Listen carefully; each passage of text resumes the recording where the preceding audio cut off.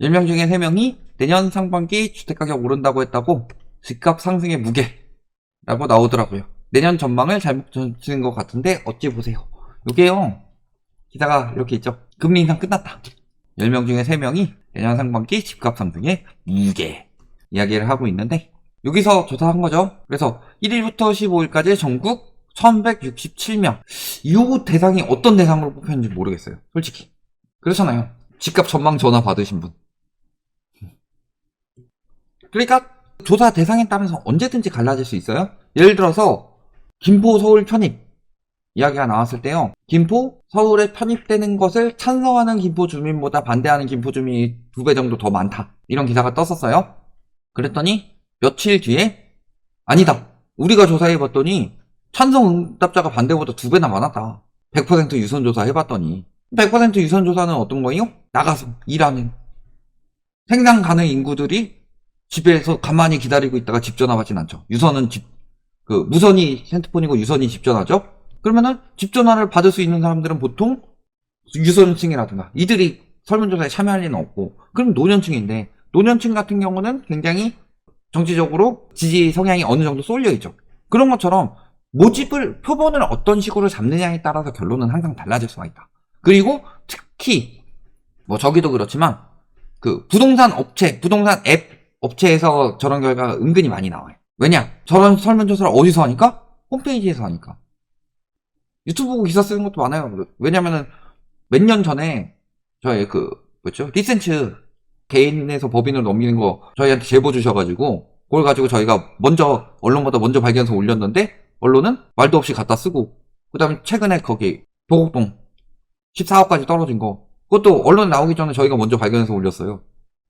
자, 그래서 홈페이지에서 조사를 해요? 그러면 예를 들어서 부동산 119 이런 데나 직땡, 닷땡 이런 데 직접 만든 빵, 다 같이 먹는 빵, 이런 사이트들 있잖아요. 그런 데서 설문조사 해가지고 들어오는 사람들은 어떻겠어요? 내가 전혀 관심 없이 부모님 밑에서 캥거루족으로 살면서 먹고 살면서 부동산에 전혀 관심이 없어, 이 사람이 들어가겠어요? 거기 사이트를? 관심이 있는 사람들이 들어가잖아요. 관심 있는 사람들의 태반은 집을 샀거나 살려는 계획이 있거나, 혹은 집을 다주택으로 사서 임대를 놓으려는 계획이 있던가. 그럼 압도적으로 집값이 올라가기를 원하는 수요들이 많다. 그런 곳들이 이런 식으로 응답을 하게 되면 당연히 높게 나올 수밖에 없지만, 그럼에도 불구하고 하락 전망이랑 큰 차이가 없죠. 직전 조사에는 하락이 좀 더 많았는데 이번 조사에는 상승보다 하락이 상황이 역전했다. 왜? 이 조사를 6개월 단위로 하니까. 6개월 전이면 언제겠어요? 50년 주담대 나오기 전이고 특례 막 효과 보고 있을 때 6개월 뒤니까 이렇게 나온 거지. 그게 직전 조사보다 많게 나왔다는 거고, 저기는 그런 쪽에 유리하게 많이 나오니까. 왜 그런 식으로 해서 이야기를 하느냐, 여기만 그러냐, 이런 데도 그렇죠. 1년 반 만에 상승 전망이 더 많다, 막 이런 기사들 띄우면서. 여기서 여론조사, 여긴 여론조사예요. 그래서 만 18세 이상 1000명을 대상으로 조사, 신뢰 수준의 표본 오차 플러스 마이너스 3.1% 해서 상승 전망이 더 늘어났고 하락 전망이 줄어들었다, 이런 식으로 이야기가 나오고 있지만, 실질적으로 이런 조사 보면 다르죠. 이 조사에서는 어때요? 수도권 주택 보유자, 이건 실제 보유자들한테 조사한 겁니다. 불특정 다수가 아니에요. 집을 보유한 사람 1000명이죠. 이렇다면 굉장히 오를 것이란 전망이 많이 나와야 되는데, 집값 오른다가 12.8%, 하락 전망이 34.5%예요. 그것도 5%에서 13%로 늘어났다고? 개선됐다고? 집값 더 오른다는 전망이다. 저것도 개선되지 않았으면 띄우지도 않았겠지. 나머지는 보류 또는 응답 없음, 무응답 이런 거겠죠. 그러니까 저런 여론조사는 이제 표본을 어떻게 잡느냐에 따라 다르다. 예를 들어서 표본 5명을 잡았어요. 집값은 오를까요 떨어질까요? 표본 5명 0.5죠. 집값 상승 한다고 100%가 대답했습니다, 이러겠어요? 그럼 저게 합리적인 표본이에요? 예전에 그래서 표본에 대해서도 이야기했었죠. 지수 나타낼 때 표본 굉장히 중요한 게, 예를 들어서 IT 업계 5명을 뽑았는데 연봉 3,000, 3,600, 4,000, 4,400, 그리고 나머지 1명을 잘못 뽑아가지고 빌 게이츠 해가지고 막 3,000억, 이렇게 하면은 IT 업계 평균 600억 정도 번다, 이렇게 이야기를 할 수 있느냐. 이런 것들이 다 표본의 함정이고, 우리가 그럼 뭘 봐야 되느냐. 그러니까 어떤 조사를 해봐야 돼요? 이거를 늘 조사하는 기관들이 있잖아요. 대표적으로. 왜냐면 저런 식으로 띄엄띄엄 조사해가지고 표본 달라져서 조사하면 의미가 없다. 같은 표본으로 늘 조사하는 기관들. 대표적으로 KB나 또는 부동산원. 이게 뭐 100을 넘어가면은 우위고 100보다 미치면은 안 우위고 뭐 이런 것도 있지만 요 100보다 위인지 아닌지는 나타내는 것에 따라서 약간 다르게 나올 수 있겠지만 KB나 부동산원 같은 경우는 이 추이가 그대로 보이잖아요. 그래서 매수 우위 지수. 요게 나타내는 게 매수자 많음, 매도자 많음. 이게 집값 전망이잖아요. 매수 우위 지수가 20.9다. 이게 KB에서 나타내는 집값 전망이다. 여기도 보시면 매매 수급 동향이 떨어지고 있죠. 이게 부동산원에서 이야기하는 거다. 부동산원이 지금 사람들이 매수 심리가 떨어지고 있고 집값이 떨어질 것이라고 전망하는 사람들이 많다. 그 다음에 아까 보신 것 중에서도 여기 서울주택 매매가격 전망지수 이거 자체가요?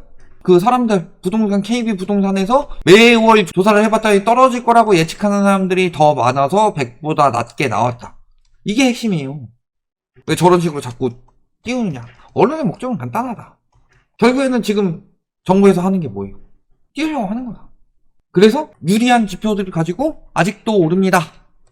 부추기는데 우리가 이제 상승, 하락, 점칠 만한 것들을 여러 가지 요건들이 있잖아요. 금리 어때요?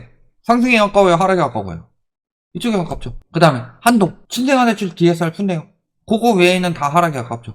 왜? 특례 막았고 주담대 차주의 DSR은 60%이고 지금 현재 가격, 소득, 경제, 그 다음에 정책 빼고 뭐 상승으로 따라 끌어당기는 게 있어요? 없잖아요. 이게 전반적인 현재 상황이에요. 심리. 부동산은 심리다. 심리도 지금 얘가 요 중간쯤에 있으니까 요 심리라도 자꾸 이쪽으로 끌고 오려고 유도를 하는 거다. 근데 이쪽으로 끌고 오려고 하더라도 얘네가 이쪽으로 끌고 오면 심리는 당연히 이쪽으로 끌려올 수밖에 없죠. 그런 거고요. 부동산은 심리다 라고 이야기하는 인간들은 이런 비읍시옷하고 생각하시면 됩니다. 나에게 이렇게 보석 같은 말을 해주다니 라고 하면서 이런 보석아, 그렇죠? 그렇게 따지면 늘 말씀드리지만 강남 아파트 살고 싶은 사람들 많은데 왜 강남 아파트에 들어가는 사람들은 정해져 있을까요? 그러니까 수요가 많다. 심리다, 부동산. 그러면은 페라리 타고 싶은 사람들이 많은데 왜 저기 차 타고 다니는 걸 보면은 페라리는 많이 안 보이고 뭐 그랜저가 많이 보이고 스파크가 많이 보이고 저기 아반떼가 많이 보이고 그럴 거냐. 결국에는 심리와 여력이 같이 받쳐줘야 되는데 심리만 자꾸 부추기면 뭔가 될 것처럼. 그래서 다 같이 하려고 그러니까 너도 해라. 군중 심리를 유도하는 거예요. 3인성호라고 하죠. 3명이 호랑이 봤다고 하면은 진짜 호랑이가 여기 나왔구나 라고 믿는 거죠. 하지만 결국의 핵심은 뭐예요? 부동산 시장에 맨날 공급 이야기를 하죠. 언론에서 공급 이야기를 하는데 핵심인 공급은 아파트 공급이 아니라요. 핵심인 공급은 유동성 공급이다. 유동성 공급이 막혔기 때문에 DSR이 정상화될 때까지는 집값이 떨어질 수밖에 없는 상황이 됐다. 저런 기사에 넘어가지 마시고 그 다음에 저게 또 언제까지 하락이라고 그랬어요? 아마 다음 조사 보면 분명히 또 반대로 나온다. 그러니까 너무 저런 것들에 관심 갖지 않으셨으면 합니다.